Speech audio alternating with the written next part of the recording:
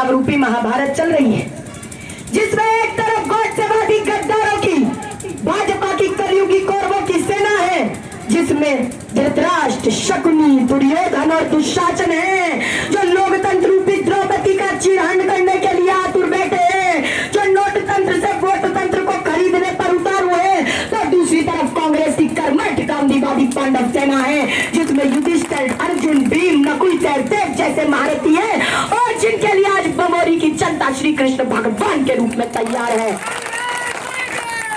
आज एक तरफ बहादुराचार्यों की सेना है, अत्याचारियों की सेना है, लूट खसोट करने वालों की सेना है, रिश्वतखोरों की सेना है, घूसखोरों की सेना है, राम की झूठी सौगंध खाने वालों की सेना है। अरे राम और सीता को भी 14 वर्ष का वनवास हुआ था, वहां तो अपनी पत्नी को आजीवन वनवास पर भेजने वाले नरेंद्र मोदी की सेना है। अरे ये सेना पहले मोदी मामा और अब महाराज की सेना है। ये कलयुग के कुकर्मी कौरवों की सेना है, कलयुग के कुकर्मी कौरवों की सेना है। तो दूसरी तरफ सत्यतावादियों की सेना है, पवित्रतावादियों की सेना है, मानवतावादियों की सेना है, धर्मनिरपेक्षतावादियों की सेना है, हिंदू मुस्लिम सिख ईसाई आपस में भाई भाई के नारे को बुलंद कराने वालों की सेना है, मनरेगा देकर रोजगार की गारंटी दिलाने वालों की सेना है, सूचना का अधिकार देकर सबको भ्रष्टाचार पर अंकुश लगाने वालों की सेना है।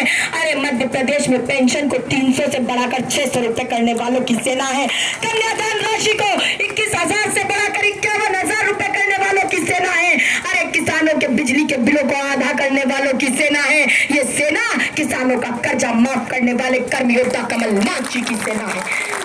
ये सेना आदरणीय हर्ष यादव जी की सेना है। ये सेना तरवर सिंह लोधी जी की सेना है, प्रताप सिंह लोधी जी की सेना है। ये सेना आदरणीय राहुल गांधी जी की सेना है, आदरणीय श्रीमती सोनिया गांधी जी की सेना है। ये सेना राम सिया भारती जी की सेना है। अरे ये सेना कांग्रेस के करोड़ों कर्मयोगी कार्यकर्ताओं की सेना है। यह तो प्रतिज्ञावादी पांडवों की सेना है, मगर महाभारत से पूर्व पांडवों को भी दर की ठोकरें खानी पड़ी थी, इधर उधर भटकना पड़ा था। तब जाकर श्री कृष्ण भगवान ने पांडवों का साथ दिया और अर्जुन का सारथी बनकर पांडवों को महाभारत का विजेता बनाया था। आज इस बमोरी की जनता को श्री कृष्ण भगवान का रूप धारण करना होगा और अर्जुन रूपी राम सिया भारती जी का साथ देना होगा। आने वाली 3 तारीख को हाथ के पंजे के सामने वाला बटन दबाकर राम सिया भारती जी को भारी से भारी बहुमत देकर विजयी बनाना होगा। ध्यान रखिएगा कि भारतीय जनता पार्टी विशेषकर पिछड़े वर्ग की घोर विरोधी है और इसी भारतीय जनता पार्टी ने जब आप सबने मध्य प्रदेश की जनता ने विशेषकर लोधी समाज के लोगों ने आदरणीय उमा भारती जी को मध्य प्रदेश के मुख्यमंत्री पद पर पहुंचाया, मध्य प्रदेश का प्रथम महिला मुख्यमंत्री बनाया, तब भाजपा के आकार काका शिवराज सिंह चौहान और मोदी जी ने मेरी दादी समान उमा भारती जी को बिना कसूर मुख्यमंत्री पद से हटाया, पार्टी के बाहर का रास्ता दिखाया।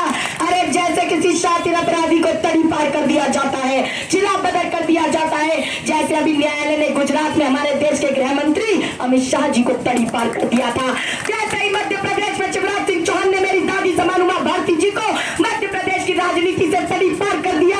और जब पार्टी में वापस बुलाया तो हाथ में एक कमंडल थमाया और कहा कि उमा भारती जी अब तुम्हें मध्य प्रदेश आने की जरूरत नहीं, अब तो आप उत्तर प्रदेश जाओ और उत्तर प्रदेश में जाकर वहां के लोधी समाज के लोगों को चलने का काम करो। और उत्तर प्रदेश भेज दिया गया। पहले उमा भारती जी को चरखारी से चुनाव लड़ाकर चरखारी के चक्कर में फंसाया, झांसी से चुनाव लड़ाकर झांसी का झुंझुना थमाया, मगर उत्तर प्रदेश में भी उमा जी को सम्मान नहीं मिला। अगर उत्तर प्रदेश में उमा भारती जी को सम्मान दिया होता तो भाजपा ने बीते उत्तर प्रदेश के चुनाव में उमा भारती जी को उत्तर प्रदेश का मुख्यमंत्री बनाने का काम किया होता। ना तो उत्तर प्रदेश में मुख्यमंत्री बनाया, ना मध्य प्रदेश में 5 साल मुख्यमंत्री रहने दिया, ना इस बार मुख्यमंत्री का दावेदार बनाया। और अभी कुछ दिन पहले जब भाजपा ने देखा कि उपचुनाव आया, तब भाजपा ने आरएसएस के मुख्यालय में उमा भारती जी को बुलाया और फिर से हाथ में वोट मांगने का एक कमंडल थमाया। और अब मेरी दादी समान उमा भारती जी हताश और निराश होकर एक बार फिर अपना वोट मांगने का कमंडल लेकर आज तो बड़ा मलेरा में ही घूम रही है। आज साधना भारती पूछना चाहती है कि जिन्होंने उमा भारती जी का अपमान किया, किसानों को कंगाली के कगार पर लाकर खड़ा किया, महिलाओं का अपमान किया, ऐसी महिला विरोधी, किसान विरोधी, पिछड़े विरोधी भाजपा के कमंडल में क्या आप वोट डालेंगे? क्या कदापि नहीं डालेंगे, कदापि नहीं डालेंगे। और मैंने तो उमा भारती जी को कई बार कहते हुए सुना है कि भाजपा लोगों और नेताओं का उपयोग कुछ इस प्रकार करती है जिस प्रकार कोई व्यक्ति जलेबी खाने के लिए दोना और पत्तल का उपयोग करता है। जलेबी खाने के लिए जलेबी का पूरा रस चूसने तक तो दोनों को अपने पास रखते हैं, परंतु फिर दोनों को फेंक दिया जाता है। इसी प्रकार भाजपा ने केशुभाई पटेल का उपयोग किया, मदन लाल खुराना का उपयोग किया, माननीय उमा भारती जी का उपयोग किया, और भूलिएगा मत उत्तर प्रदेश में लोधी कल्याण सिंह जी का भी उपयोग किया। और जब कल्याण सिंह जी को भाजपा ने अपनी राजनीति में से दूध में से मक्खी की तरह बाहर पिघवाया, तब कल्याण सिंह जी बड़े जोश में आए। उन्होंने गरजती आवाज में कहा था, मैं भाजपा को एक गहरा गड्ढा खोद के उसके अंदर काट दूंगा, दफना दूंगा, चुपुड़ते काट कर दूंगा। अरे कल्याण सिंह जी, गड्ढा तो आपने बहुत ही बड़ा खोदा, अरे गड्ढा तो आपने बहुत ही गहरा खोदा, मगर उस गड्ढे में आप भाजपा को नहीं दफना पाए। आज कल्याण सिंह जी उस गड्ढे में राजनीतिक रूप से स्वयं कूद पड़े हैं, और इतना गहरा कूद पड़े हैं कि आज चश्मा लगाने पर भी किसी को नजर नहीं आ रहे, चश्मा लगाने पर भी किसी को नजर नहीं आ रहे। पर जो काम माननीय कल्याण सिंह जी नहीं कर पाए, जो काम सुश्री उमा भारती जी नहीं कर पाई, वो काम आपको आपकी बेटी लोधी साधना भारती करके दिखाएगी। जितना गहरा गड्ढा कल्याण सिंह जी ने खोदा था, उससे भी गहरा गड्ढा साधना भारती खोदेगी, और उस गड्ढे में भाजपा अर्थात भारत जनता पार्टी को राजनीतिक रूप से इतना गहरा गाड़ेगी, इतना गहरा दफनाएगी कि सांप्रदायिकता, भ्रष्टाचार और अवसरवादिता का अस्तित्व ही समाप्त हो जाए, इनका अस्तित्व ही समाप्त हो जाए।